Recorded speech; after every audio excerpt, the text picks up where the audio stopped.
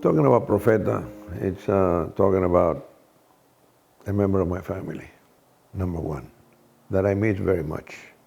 Unfortunately, I lost him recently, at 32 and a half years of age, which is equal in human age at 97 and a half years old. He will always live with me. I have some of the ashes in my home. He was my friend. I used to ride him. That lately, before he passed, he even allowed a cat here at the farm to jump on him. Tom is the name of the cat. And they became friends. You know, that was Profeta. We celebrated his birthday every year. To be honest with you, it's not the same when I get to the farm and he's not here. Because I used to come to the farm and the first thing, go see Profeta. I would actually just unlock the stall and leave just this big of the door open, and he would take care of opening the stall, coming out of the stall, coming to me, and then walking with me like a dog. When Profeta went in the ring, I mean, he was one horse. When he crossed that line, he saw himself in the ring, he changed. He was, I'm here, he got serious, and this is business in the Ponce International. And it was very emotional, that show, and that's why I remember that show, because when he came into the arena, it was 15,000 people, and it was not a single person in that arena that didn't get up and gave a standing ovation to Profeta. So tears came out of my eyes. And I found the late Kimberly King, and Kimberly took so good care of him. She enjoyed him very much. And then I went to her, she was unfortunately sick, and I brought him back at age 20 in order for him to spend the rest of his days with me. I would describe Profeta as being dynamic. I first met Profeta in June of 1993, going down to the Dominican Republic for the first World Cup. The crowd was going wild. It was a great night. One of my fondest memories where Profeta won the Grand National Championship, and his mother, Profetisa, was also Grand National Champion. As a 4-year-old world champion, he won the Grand World Champion male. Also, Profetisa won her class, adult male, so she got reserve Grand World Champion. So that was a very, very, very beautiful thing.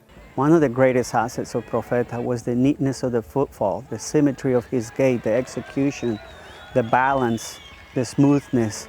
But then when you saw him get on that sounding board, there was something magical that would happen, because the music that he portrayed, only Profeta could sound. He completely changed what the Paso Fino was in the United States. Not only a foundation sire, but due to the qualities of the horse. One of the greatest things about watching Profeta de Besilu in the show ring is when Alberto Sierra would show that horse. That horse and Alberto came together like a clock. Profeta to me was a very special horse. It was a good horse all the way around. Profeta was a 3-year-old when I got him to train. I think that he is a very, very, very important stallion. He's very, very well gaited. He was a very smart horse. Many of his babies carry the same quality. Profeta, right away, you could tell there was a difference. He had a different type of talent. I got to start him as he grew up and he became a 2-year-old. It's not very common that a 3-year-old that shows for the first time goes and wins the championship. Profeta became a legend, and I'm just honored that I was a little bit of a part of that. What makes Profeta a special horse? His balance between gentle and brio.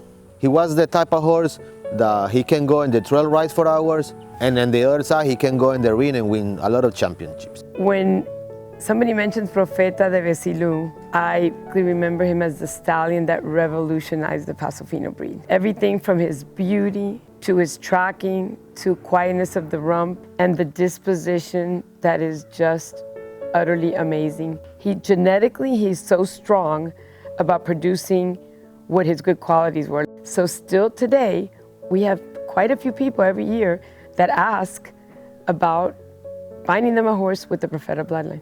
Being a top 10 sire for 17 consecutive years, that shows you how a horse can be so influential in a breed. Profeta de Besilu is still a relevant horse in horses that are winning competitions, horses that are successful today. 2021, he's either present as a sire, grandsire, or a great-grandsire. One of the biggest examples is the 2019 Reserve World Champion, Poseidon DJH. Let's not forget about Barbaroja, And we can talk a lot about the different horses that have been successful.